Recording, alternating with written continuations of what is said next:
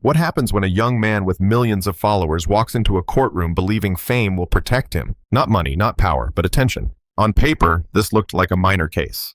A prank gone too far. A YouTube stunt meant to make strangers laugh. Something that would end with a fine, a public apology, maybe a few weeks of community service. That's what Tyler Chase, 21 years old and wildly famous online, believed as he stepped into Judge Frank Caprio's courtroom. But courtrooms are not comment sections, and emergency rooms are not content studios. It was a Friday morning in Providence, 10 o'clock sharp. The gallery felt different that day. Reporters lined the back row, phones already raised.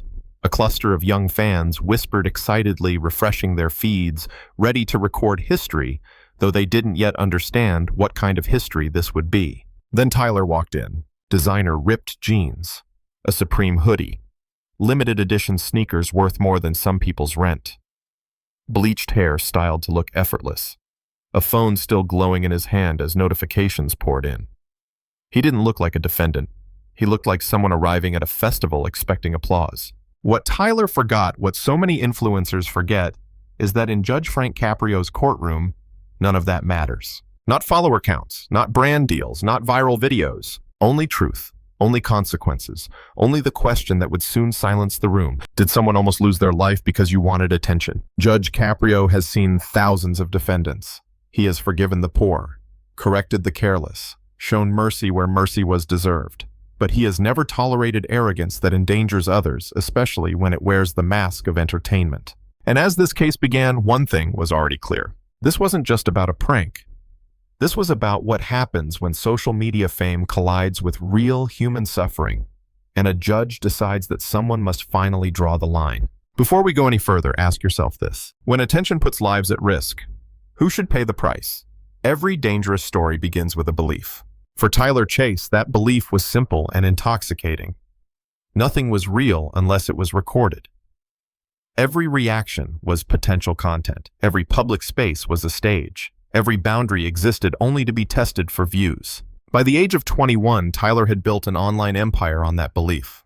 Millions of followers, monthly income that surpassed what many families earned in a year.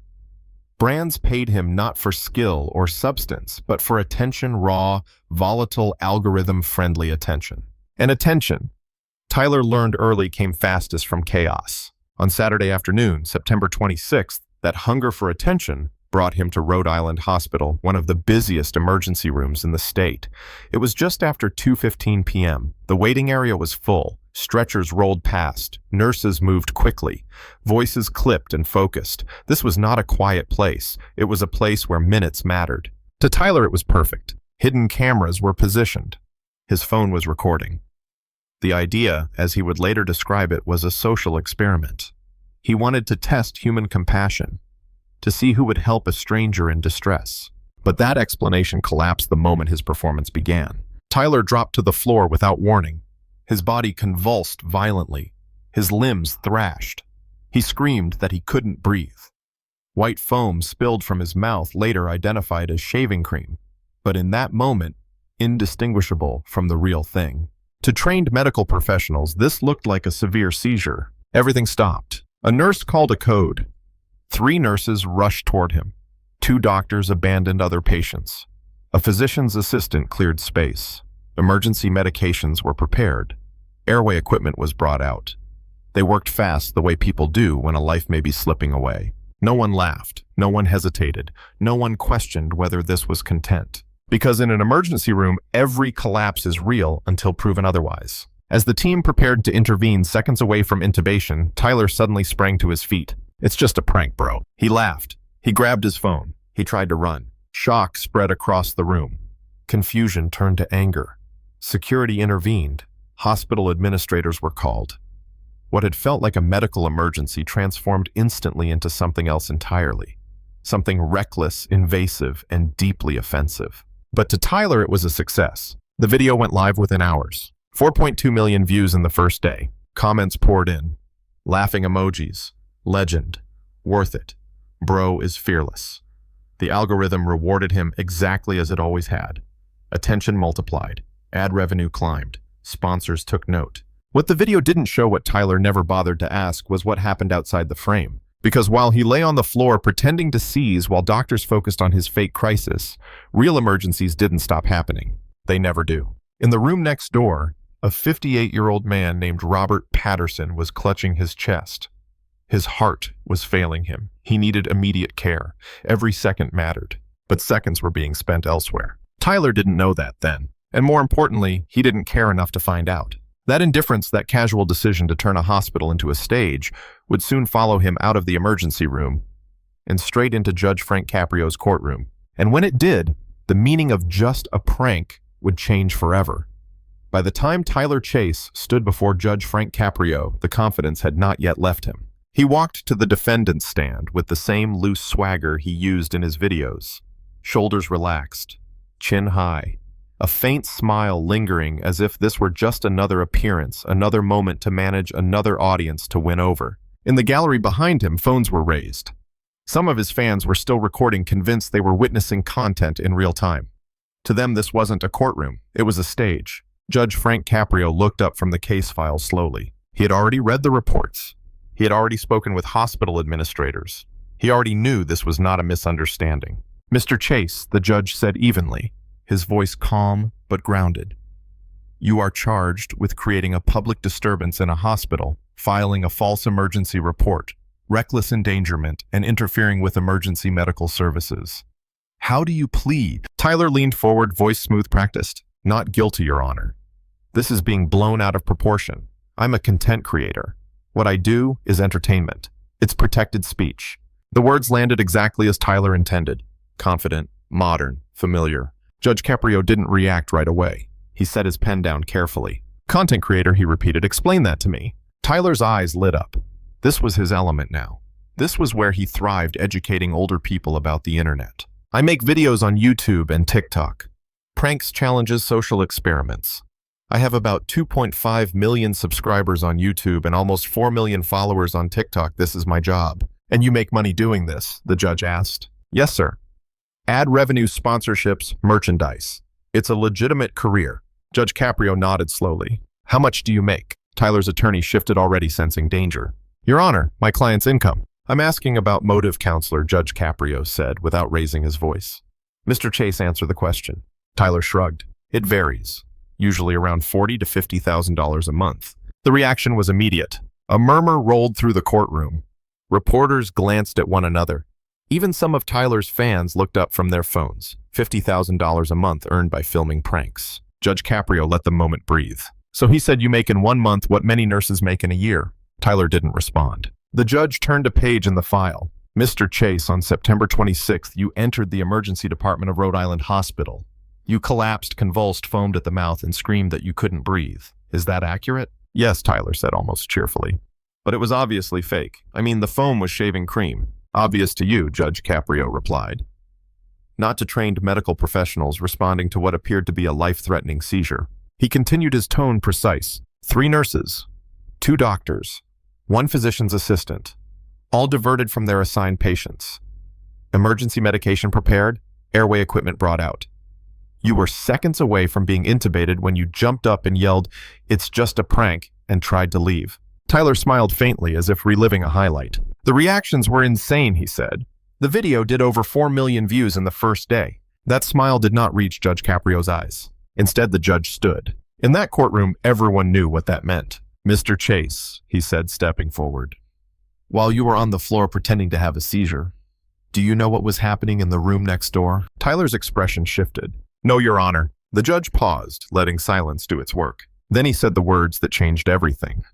Judge Frank Caprio didn't raise his voice. He didn't need to. The power of the moment came from what he said next, and how quietly he said it. "Mr. Chase," the judge repeated, "while you were on the floor pretending to have a seizure, while doctors and nurses were focused on you, do you know what was happening in the room next door?" Tyler shook his head. "No, Your Honor." The judge picked up a medical report from the bench. "A 58-year-old man named Robert Patterson arrived at the emergency room at the same time you staged your prank. He was experiencing a real heart attack, a life-threatening cardiac event." The room changed. Phones lowered.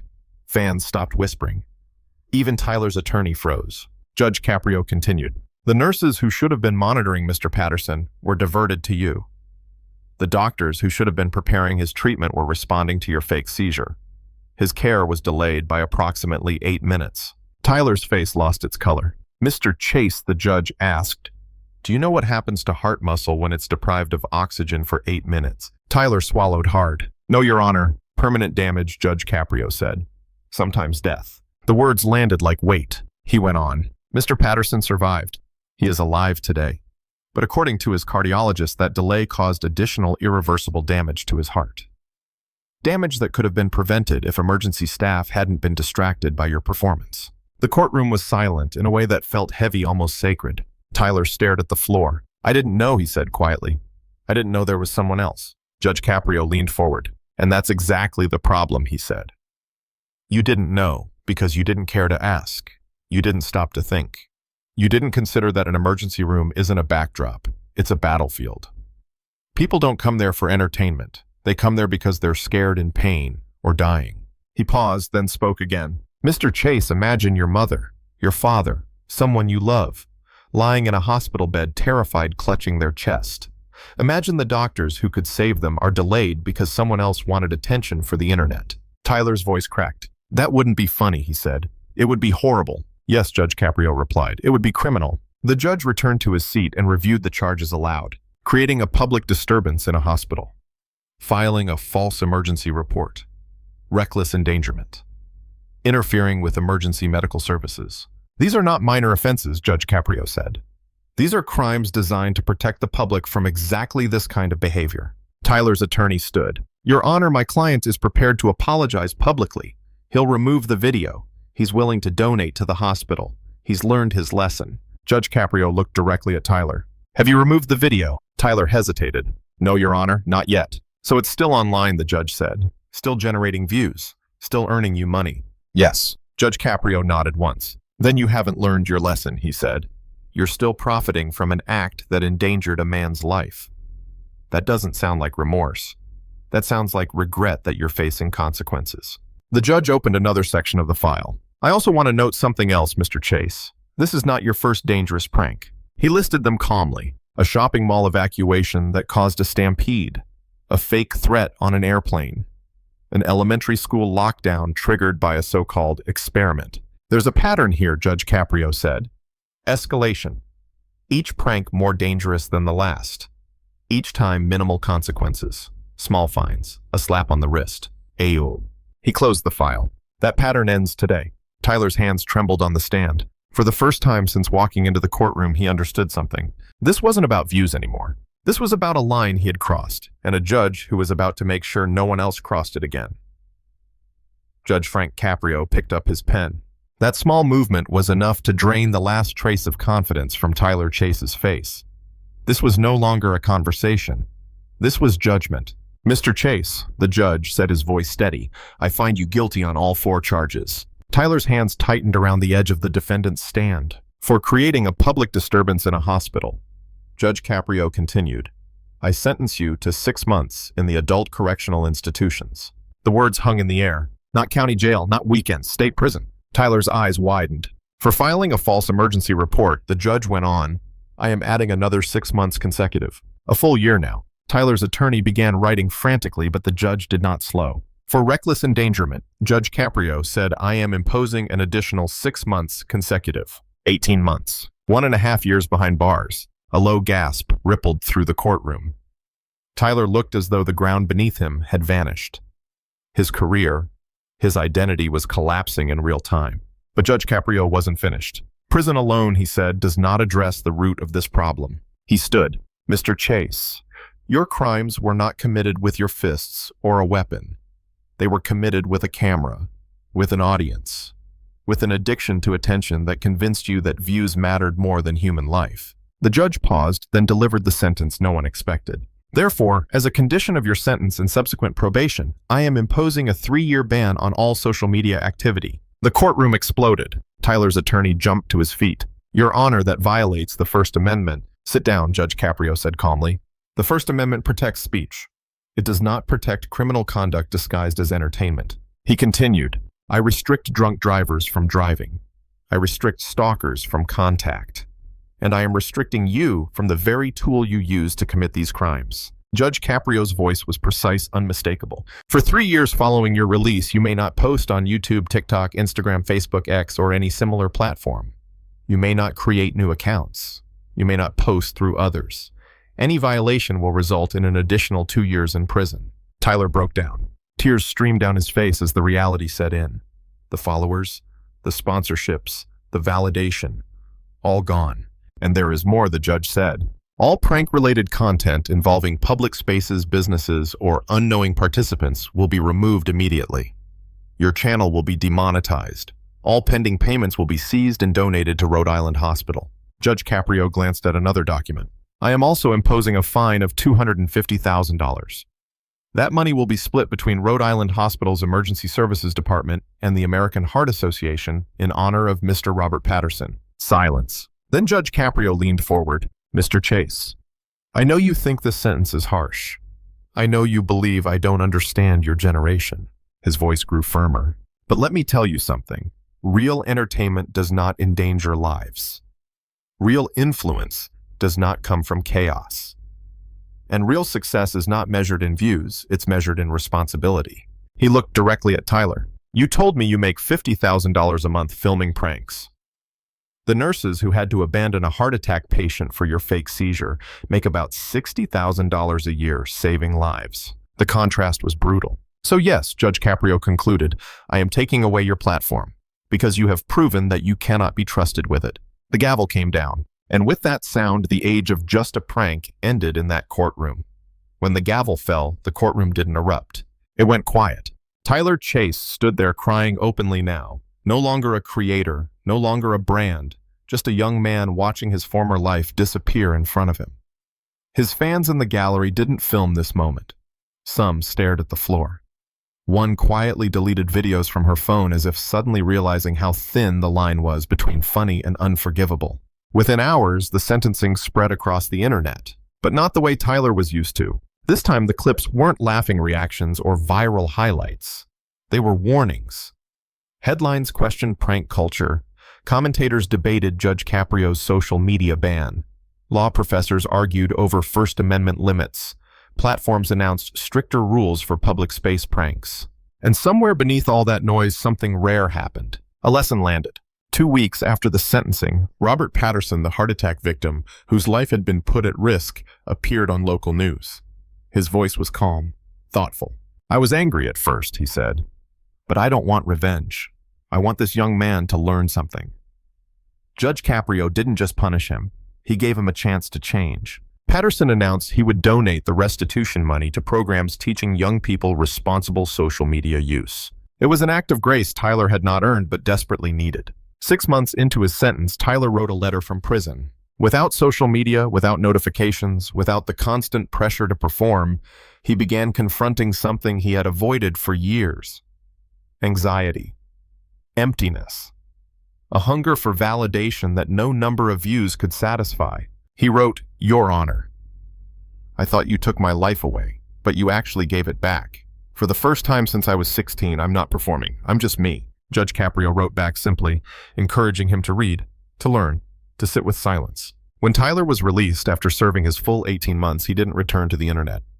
He enrolled in community college. He studied emergency medical services. I made chaos for views, he told his probation officer. I want to help in real emergencies now. Years later, when the social media ban finally lifted, Tyler posted one video. No edits, no ads, no monetization. I thought Judge Caprio destroyed my life, he said. Now I know he saved it. Today, Tyler Chase works as a paramedic in Providence. He responds to real calls, helps real people, saves real lives. And Judge Frank Caprio's ruling stands as something more than a sentence. It stands as a reminder. Justice is not just about punishment. It is about transformation. And sometimes the most compassionate thing a judge can do is say enough. If this story moved you, share it with someone who needs to hear it. If you believe influence should come with responsibility, subscribe for more stories like this. Because real justice doesn't just end stories, it changes them.